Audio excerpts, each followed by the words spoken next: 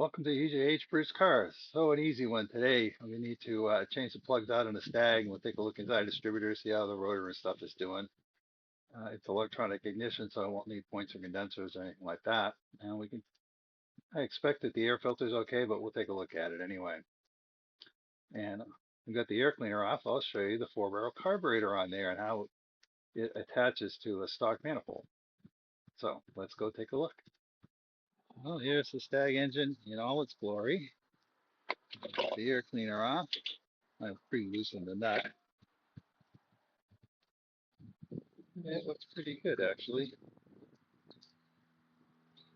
So it doesn't need to be changed yet, so that's good. The spec for this, I believe, is 24 thousandths for the plug. But if you look, we have a high-performance coil in here. So the size of the gap, this is one of the plugs I pulled out already, limits how much voltage you get in the spark. So what it is the electricity builds up until it has enough energy to jump the gap. So the bigger the gap, the larger the energy. So you can put the plugs in at 25 thousandths, but then there's no point in having the high performance coil because it's just going to shoot off at the voltage that your stock coil will go. So they recommend 35 thousandths, so we will do that. So I took this one out already. I like to do them one at a time. And you can see the center electrode is burning pretty clean. There's a little bit of soot on it, but I think that's probably just from starting up. It burns off on the electrode and it's not oily, so that's good. So don't forget that these are aluminum heads, so we are going to put some anti-seize on. So this is Permatex silver anti-seize. You don't need to put a ton of this stuff on because it kind of gets everywhere when you do that. This is one of the new plugs, and this is silver anti-seize Permatex. You don't have to glop this stuff on. You really want to try to make sure you don't get any on any of the electrode or anything. You just want a light coating so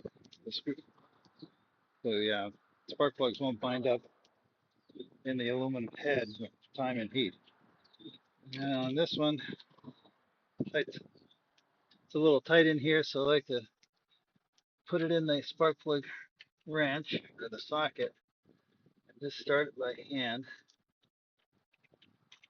And that started, and I run it in by hand for at least a few threads because it's really easy to bugger up the holes on the spark plug on the heads because it's just aluminum. There's no inserts or anything. And then don't forget that this does not need to be Gorilla tight. So you are going to want to do it tight enough to crush the washer down a little bit. They like to do these one at a time so you don't get the plug wires mixed up. Because I'd already gapped these plugs to 35. And they actually came at about 34, but there was one of them was closed up. It was interesting. I bought these plugs. I usually come in a little cardboard box, and they were just loose in this envelope. So you always want to check. So 1 down, 7 to go.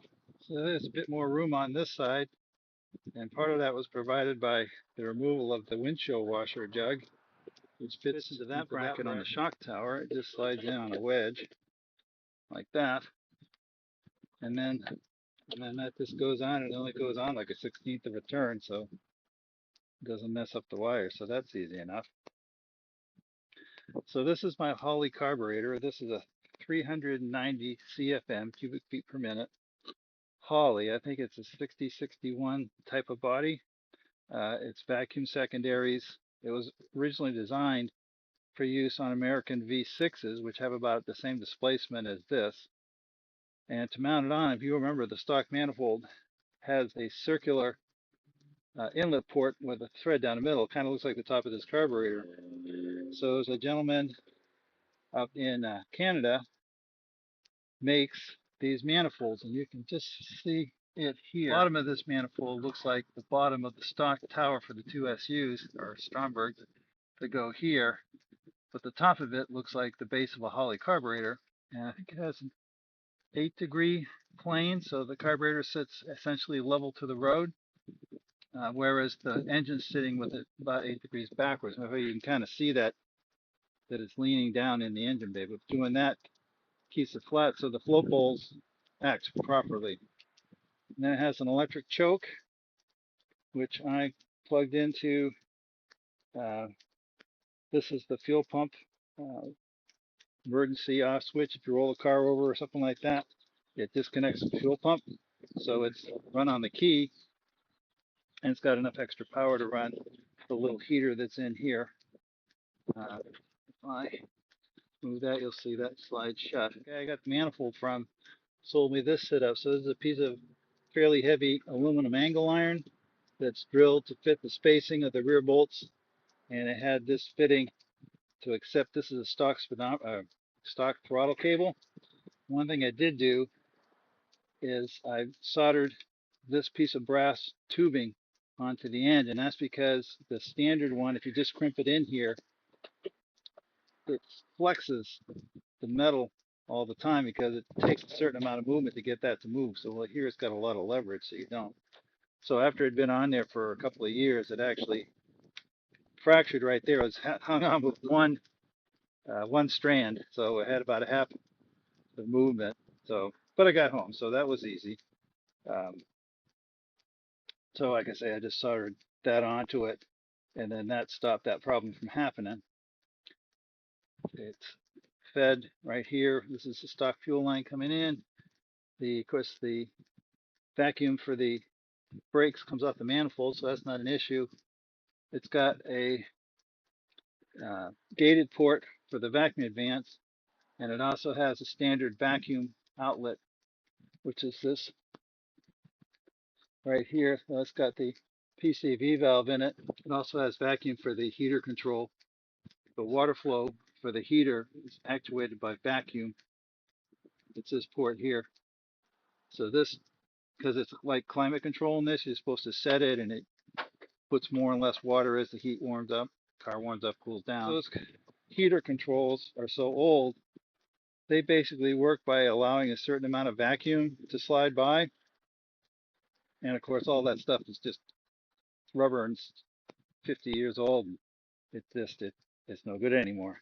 So I put this in. This is a manifold vacuum valve, which is electronically triggered, which is for a Suzuki or something. I have no idea. It does something for smog, but for in this case, there's basically just an on and off valve for vacuum. So put it on here. So when I turn it off, I have a switch in the car. In fact, where the original manual choke came out, I replaced that with a standard Lucas pull switch. And I pull it, it turns the water on. So it turns the water on, turns the water off. So you don't have that fine control you normally have, but for me, that's just not an issue. That you can modulate it by mixing fresh air and recycling air. So if you put it to recycle air, it blows a lot less heat, and that way there, it doesn't overwhelm you if it happens to be just a cool day. So that's in. If you've seen the other video, I put this strut tower brace in a couple of months ago. This is a low profile air cleaner that's for GM vehicles. That works really well for that. And I pulled the dipstick out too to it gets in the way when you're trying to change that.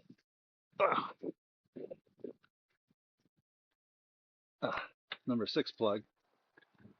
Or is it? That's it. 1, 2, 3, 4. Number 5 plug.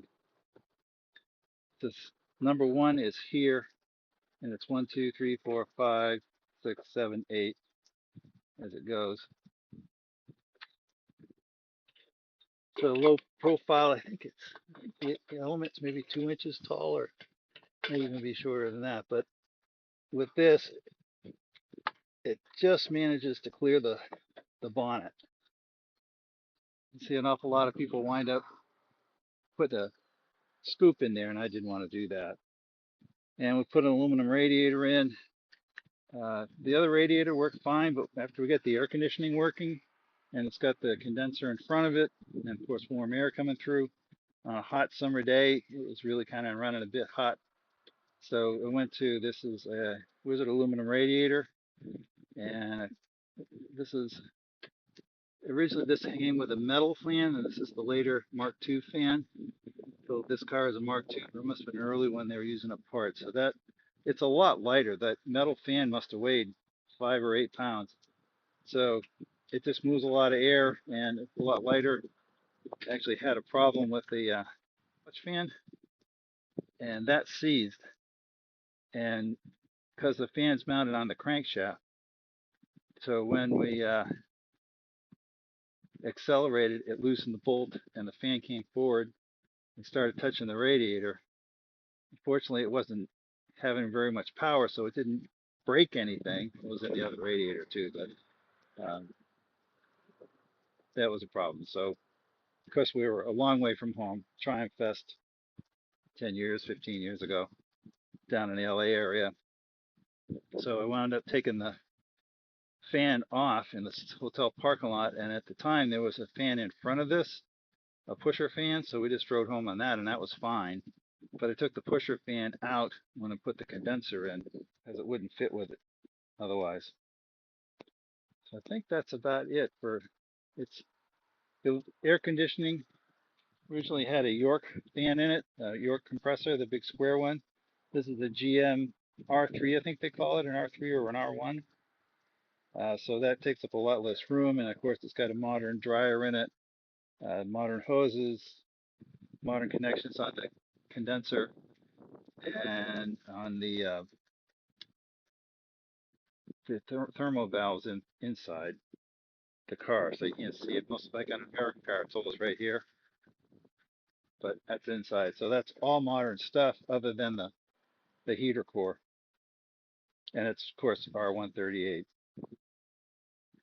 So the other thing we want to do is take a look at this distributor, see how the rotor looks. Which I probably should have put the air cleaner on first, huh? It's kind of a funny looking rotor. It's a little chewed up on the end, but not bad, so I don't think I'll mess with it. It has had a Pertronics conversion years ago. It was like that when I bought it. And the distributor cap, distributor cap looks really good. So we won't bother to change any of that this time.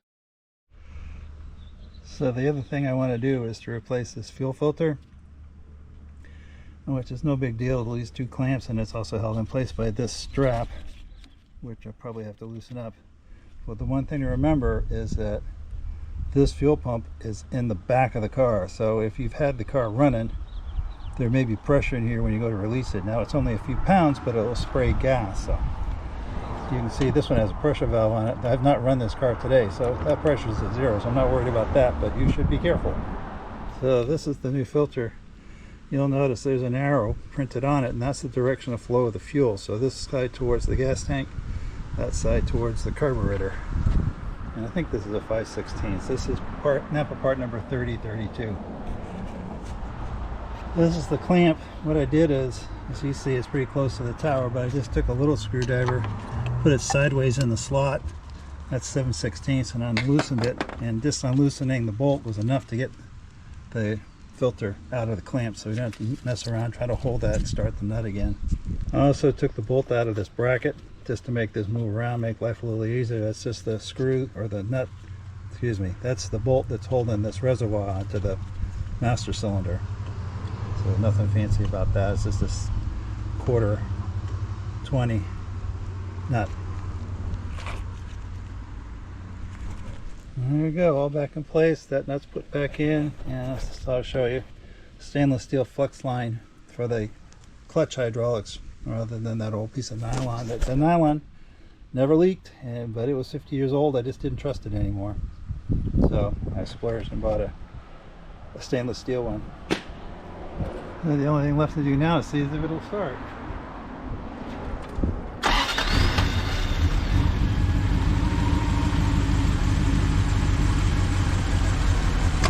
Well, that's not bad. First time I started it in 2 days. Fired right up. Really like this car. Well, the only thing left to do now is to take it for a ride. And doesn't it sound sweet? It's running in the background. Assuming that my camera didn't knock off that noise. It's interesting, the camera hides noise like power drills and stuff. Anyway, don't forget to like, subscribe, share, comment, and join, and we'll see you next time.